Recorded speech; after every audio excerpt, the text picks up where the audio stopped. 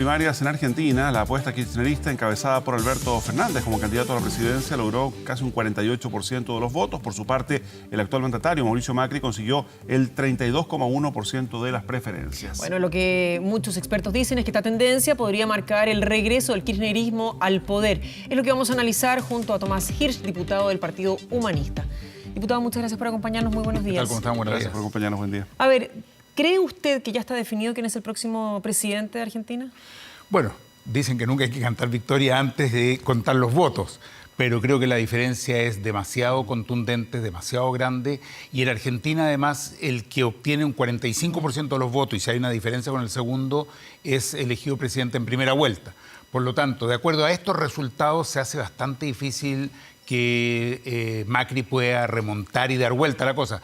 Aún con todo lo que está haciendo, yo creo que está cayendo en un populismo bastante grotesco, con medidas de último minuto, tratando de apagar un poco el incendio y el descontento que hay, pero me parece que la decisión está básicamente bastante clara respecto a lo que va a pasar en octubre. ¿Qué explica usted, a su juicio, este resultado, diputado? El desastre que ha generado Macri, más allá de que lo han bombardeado, inflándolo en todos lados, sobre todo ciertos medios y ciertas autoridades en nuestro país, ha generado un desastre que no se ve en Argentina, yo creo que nunca en el siglo XXI y en el siglo XX. Mantuvo la inflación, endeudó al país a un nivel que no se conocía, había bajado la deuda, se le había pagado el Fondo Monetario Internacional. Argentina era de los pocos países del mundo que se había liberado del yugo del Fondo Monetario. Hoy día tiene la deuda más grande, el préstamo más grande que ha realizado el Fondo Monetario en la historia. Pero vamos más allá de eso, los servicios se encarecieron hasta por 10 veces para la población. Las jubilaciones se congelaron y se disminuyeron. Los sueldos, el salario mínimo es mucho más bajo que el de Chile. $200 el salario mínimo en Argentina, que sabemos que tiene un costo muy alto. Entonces, la situación de la población es asfixiante y eso es muy concreto. Cuando la gente vive una situación en la que no logra sobrevivir, evidentemente hay una responsabilidad del gobierno de turno. Diputado, ¿un gobierno es capaz de revertir una situación? Me estoy refiriendo a cualquiera de estas. El escenario en el cual Macri recibió el país, el escenario en el cual el próximo presidente lo va a recibir si es que no fuese el mismo. Es muy difícil revertir lo que ha generado Macri. Yo creo que él ha generado un desastre. Él tiró una bomba de racimo arriba de Argentina, benefició a pequeños sectores económicos, la brecha en el ingreso en Argentina se disparó como pocas veces, hoy día tiene un muy mal índice de Gini y no era la situación histórica de Argentina. Por lo demás, digamos lo siguiente, aquí se dice que lo recibió en una situación catastrófica. Las cifras hablan de que en este gobierno, en el de Macri, se empeoró fuertemente la condición de la economía. Diputado, perdón, pero aquí desde el macrismo, digamos, sí, se sostiene algo completamente bueno, diferente. Supuesto, más allá de los no. resultados. Que, por ejemplo, aquí había un número importantísimo de personas, los ñoquis, es decir, en Argentina, que llegaban justamente a fin de mes a cobrar el sueldo sin trabajar para el Estado, digamos. Y había una serie de funcionarios públicos, por ejemplo, que eran básicamente partidarios a los cuales se les pagaba un sueldo sin trabajar. Mira, yo fui en los años 60 siendo niño a Argentina y ya me hablaron de los ñoquis. Me acuerdo que fue un día que no era el 29, pedí un restaurante ñoqui y me dijeron, no, el 29, no sé cómo era la cosa. Ñoqui han habido en Argentina desde siempre. Entonces, venir a justificar el desastre, no, esto tiene que ver con determinadas políticas económicas aplicadas y políticas antisociales aplicadas durante este periodo. Ya, no porque había existido en los 60, tiene que seguir existiendo hoy día, digamos. No, está bien, si no me parece de ninguna manera bien, ni me parece justificable en ningún gobierno, ni en el de Cristina Fernández, ni en el de Macri, ni en ninguno de los gobiernos, por lo demás en el de Alfonsín, en la dictadura argentina, ha sido parte de la política argentina y no me parece bien. Lo segundo, pero no creo que eso justifique el desastre que significa que hoy día hay decenas de miles de personas viviendo en la calle en Buenos Aires. No, básicamente apuntaba al costo fiscal, digamos, que habían tenido las administraciones anteriores. Y lo otro que señalan desde el macrismo es que él, muy por el contrario de lo que usted dice, él recupera la confianza de los mercados internacionales. Argentina no tenía deuda porque nadie le prestaba plata, básicamente. No, él recupera la confianza de los grandes banqueros internacionales, seamos precisos. Evidentemente, para el mundo financiero internacional, Fondo Monetario, grandes bancos, es muy conveniente un gobierno de derecha que les facilita, ¿no es cierto?, sus negocios. Para los demás es muy perjudicial lo que ha pasado, un endeudamiento al nivel que tiene hoy día Argentina, que le va a significar una deuda que no va a poder pagar jamás, como ya la tuvo en el pasado, evidentemente comprime la situación de la familia. De hecho, cosa ver lo que está haciendo Macri en estos días. Está congelando el precio de los combustibles, está eliminando el IVA a los alimentos básicos, está aumentando el salario mínimo. ¿Y por qué no lo hizo antes? ¿Por qué lo hace ahora que está reflejándose esto en la votación en el ¿Y eso no es populismo? ¿Ah? ¿Y eso no es populismo? Es populismo hacerlo a última hora para tratar de revertir una elección. No es populismo cuando tú lo tienes como una política de Estado para mejorar la condición de vida de la gente. Mira, Diputado. a mí me ha llamado la atención algo fantástico. Durante la primera parte de su periodo, él le echaba la culpa de todo lo que pasaba al gobierno anterior. Y ahora en este momento le echa la culpa, y eso es algo inédito en la historia política, al gobierno que viene. Eso ya es simplemente una segunda derivada. Diputado, 2 puntos ahí. Uno, no es una práctica muy común. O sea, generalmente el gobierno que asume aquí y en otros países le echa la culpa al gobierno anterior de todas las desgracias que se están viviendo. Hasta ahí sí. Y en el sistema argentino además es muy cruel porque tienen 6 meses en los cuales el presidente sigue, entre comillas, gobernando, pero ya el otro presidente muchas veces está electo. Sabemos que las PASO de alguna forma son las elecciones en Argentina o refleja muy bien qué es lo que va a ocurrir. Cuando Macri asume, dice que hay 2 millones de personas que viven en función de los bonos que se entregan y son parte de las medidas que él toma, con lo cual se afecta a buena parte de la población. Cuando se toman medidas como ese, se trata de revertir el gasto fiscal. ¿No es una medida que dentro de todo es la lógica que se debería tomar en un gobierno? A ver, depende qué es lo que consideras tú lo más prioritario. A nosotros, humanistas, nos parece que lo primario es que tú tengas a la población con buena posibilidad de calidad de vida. ¿Pero a punta de bonos? Que tenga derecho a la salud, que tenga derecho a la educación, que tenga derecho a calefacción, que tenga derecho a electricidad, que tenga derecho a combustible, que pueda transportarse adecuadamente.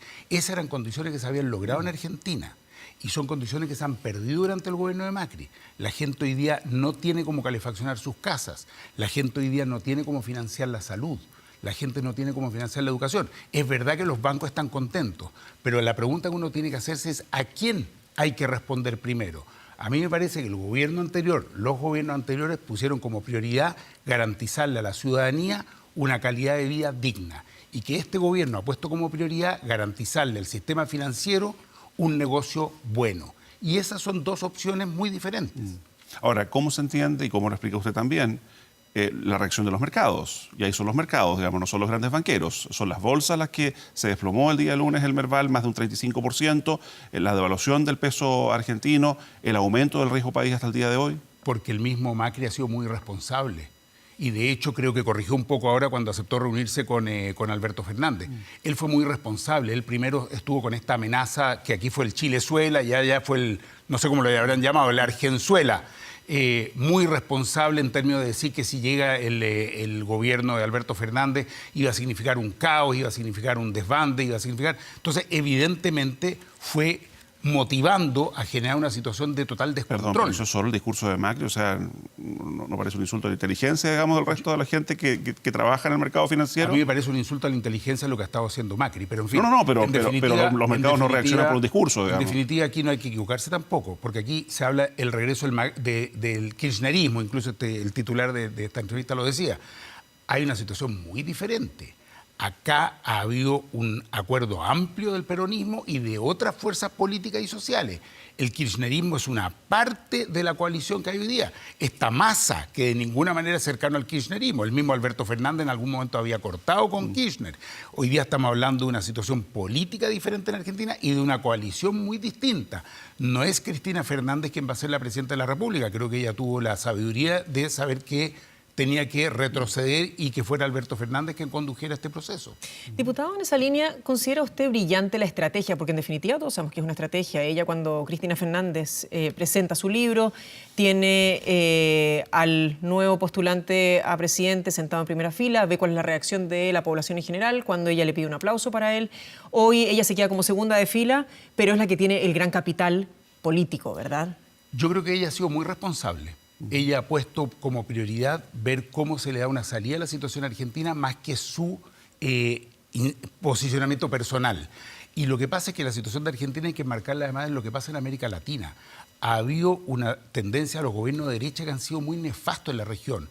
Y creo que un cambio de signo en Argentina puede ser también una señal muy importante en el resto de la región latinoamericana. Mira lo que pasa en Brasil. Si es que ese es el ejemplo de las derechas, que vamos a ir hacia un neofascismo populista, tremendamente xenofóbico, Bueno, más vale que rápidamente podamos ir cambiando. Si miramos lo que pasó en Perú, donde entra un gobierno de derecha y al poco tiempo tiene que renunciar y no sé si está preso en este momento o con detención domiciliaria. Es una situación que se repite y acá en Chile me parece que vamos en la misma dirección. Diputado, pero a ver, ¿es responsable cuando se tienen causas pendientes por asociación ilícita, lavado de dinero, encubrimiento, administración fraudulenta, dentro de otros, tratar de postularse como vicepresidenta? Claro, porque obviamente va a tener además la protección, ¿no? ¿Sabes lo que pasa? Ella ha sido acusada de muchas cosas, pero ella no está hoy día ni detenida, tampoco ha sido condenada por la justicia argentina. ¿Ah? No, está bien, pero está siendo investigada. Y va a continuar teniéndolo incluso lo cual de ninguna manera yo justifico. Yo no justifico absolutamente ninguna situación de corrupción ni allá ni acá. Pero también aquí tenemos un presidente, porque siempre estamos mirando para el lado, también tenemos aquí un presidente que en su momento, desde el Banco de Talca en adelante, fue perseguido por la justicia o se le arregló para ir por el filo de la legalidad. ¿Quiere comparar a Piñera con Cristina Fernández? Perdón, ¿quiere comparar a Piñera con Cristina Fernández? Quiero decir que hay muchas situaciones irregulares acá en nuestro país y siempre estamos mirando para afuera, de las Fuerzas Armadas, de los fiscales, del presidente de la República. Hay una serie de situaciones irregulares, colusión de los empresarios. Sí, acá en Chile, lo venimos diciendo los humanistas desde los años 90, y se nos miraba y se nos decía, ¿por qué hablan de esto? Muchas que son negativos. Sí, acá hay situaciones profundamente irregulares y la han habido en que está involucrado el presidente de la República. y lo digo responsablemente. Miremos hacia nuestro país también. ¿Cuál sería el impacto, digamos, de un triunfo de Alberto Fernández en Argentina, mirando solamente lo que ha pasado esta semana? Yo creo que Alberto Fernández es una persona muy seria, muy responsable y que va a buscar un camino de desarrollo en Argentina con equilibrio y mejoramiento de las condiciones sociales. Y eso puede ser un muy buen ejemplo para otros países de la región.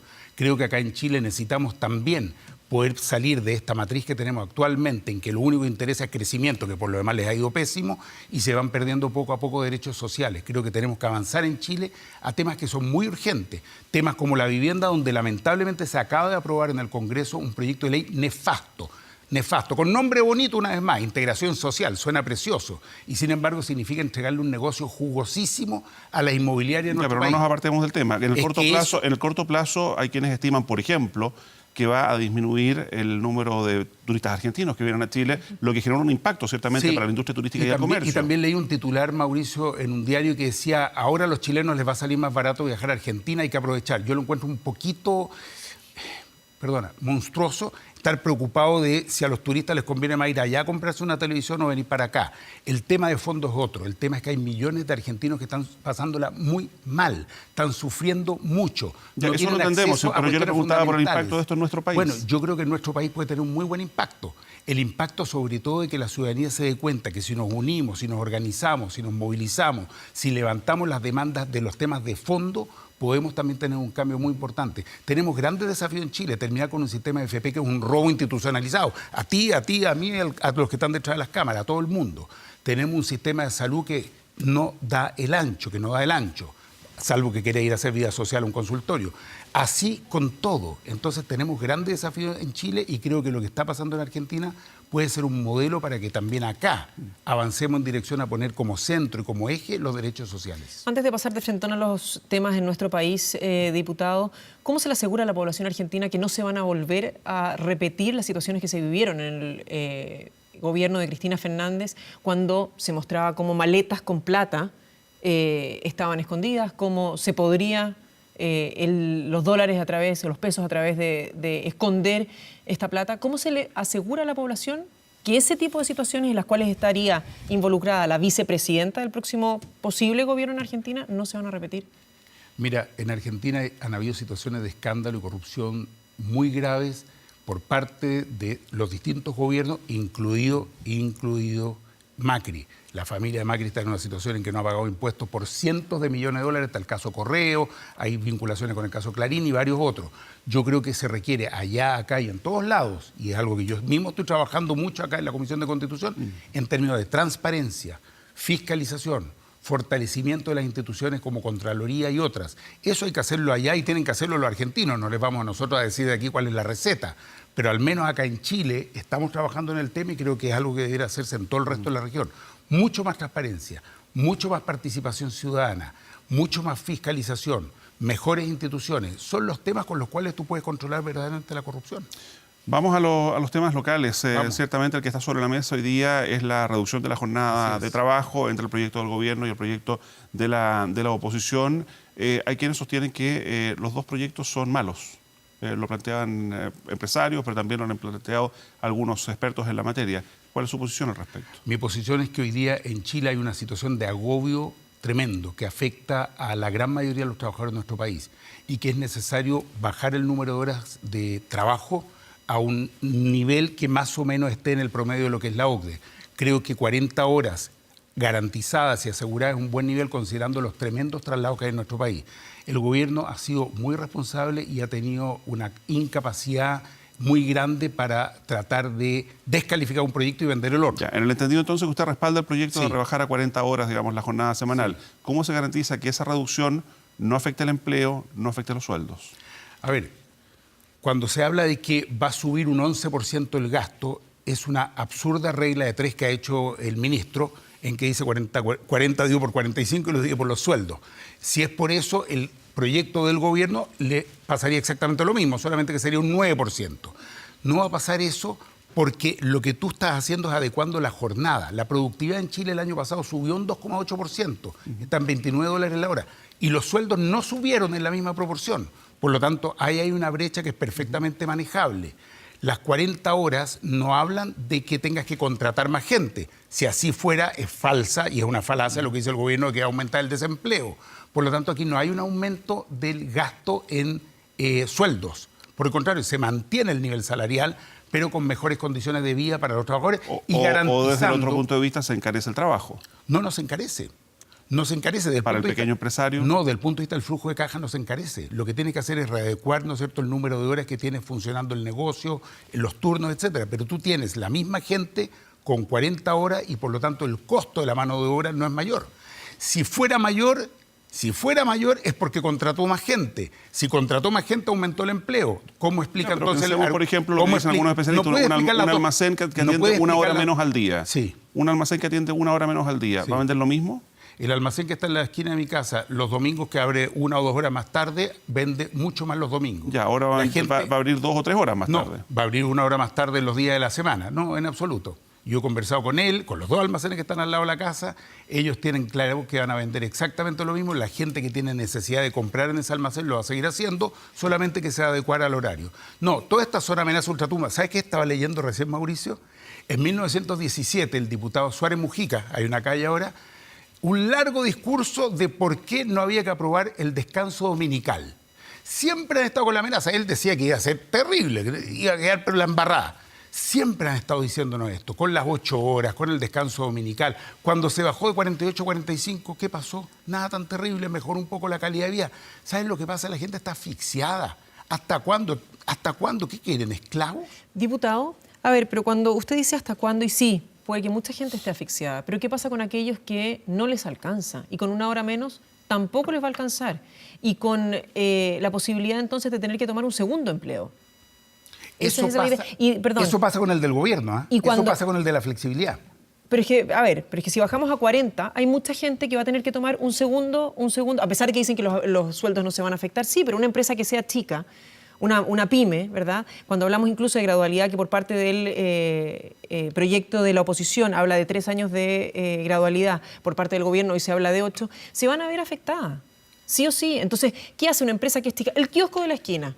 El almacén de la esquina del cual usted habla. Sí, puede que se abra 1 hora más tarde. Todo el pic que tiene entre las 7 y las 8 de la mañana no va a poder atender a nadie. Se va a perder toda esa venta. Y si cierra 1 hora más temprano, el pic de entre las 7 y las 8 de la noche, que es cuando la gente vuelve a sus casas, también lo va a perder. Entonces, ¿de qué estamos hablando? Lo mismo se decía, Carolina, cuando eran 48 horas. Pasó a 45 Pero es que el escenario horas. económico era bien diferente en esa época que hoy día. ¿Sabes lo que pasa? A mí me llama la atención, por ejemplo, lo que pasa con el salario mínimo, con estos temas. Cuando el escenario económico es malo, se dice no podemos tocar nada porque el escenario económico es malo. Cuando el escenario económico es bueno, se dice mira, tenemos que ahorrar para la época de las vacas flacas. No. Cortémosla con eso. De 48 a 45 horas se pasó y el almacenero de la esquina y el kiosquero siguieron funcionando perfectamente bien. Yo no sé si tienen alguna estadística de cuántos almaceneros de la esquina cerraron, pero yo he visto que siguen funcionando perfectamente bien. Y cuando estamos hablando 45 a 40 con gradualidad, cuando estamos hablando de que hay que hacer algunas excepciones, cuando estamos hablando que hoy día ya existe la flexibilidad, hay varios artículos del Código de Trabajo que la permiten y está establecida. Lo que pasa es que lo que está planteando el gobierno es muy tramposo. Mira, el proyecto de las 100 horas que el ministro pretende competir, que él tiene más horas, más artículos que el otro. El proyecto de los 100 artículos, yo sí me lo he estudiado bien, tiene una cantidad de cuestiones que no están diciendo que son tremendas. Son tremendas. 41 horas en promedio significa que hay semanas que puedes llegar a trabajar 60 horas. Que hay semanas en que efectivamente los trabajadores y trabajadoras van a buscar alguna otra cosa para compensar. Que no tienes ninguna certeza de cuántas horas te va a tocar. Tú puedes tener el mes 60, 60, 50 y 35. Situaciones que son tremendamente desordenantes para la vida familiar. Entonces, esto del promedio, que además está calculado con trampa, y te lo digo directamente, se lo digo al ministro, cuando él dice 41 horas promedio, lo que él ha hecho es 180 multiplicado por 12, dividido por 52 semanas. Bueno, no restó los días feriados, no restó las vacaciones legales, no restó una serie de situaciones que hacen que el promedio, al hacer 180 por 12, dé mucho más de 41, que además es 41,5, da mucho más. Entonces, están trampeándole a la ciudadanía y no es bueno que un gobierno se maneje para tratar de aprobar un proyecto y rechazar otro con mentiras, y lo digo directamente, con mentiras, que son las que ha estado desarrollando el ministro. Muy bien, pues diputado Tomás Hirsch, muchísimas gracias por acompañarnos. A usted, muchas gracias. Gracias, buenos días.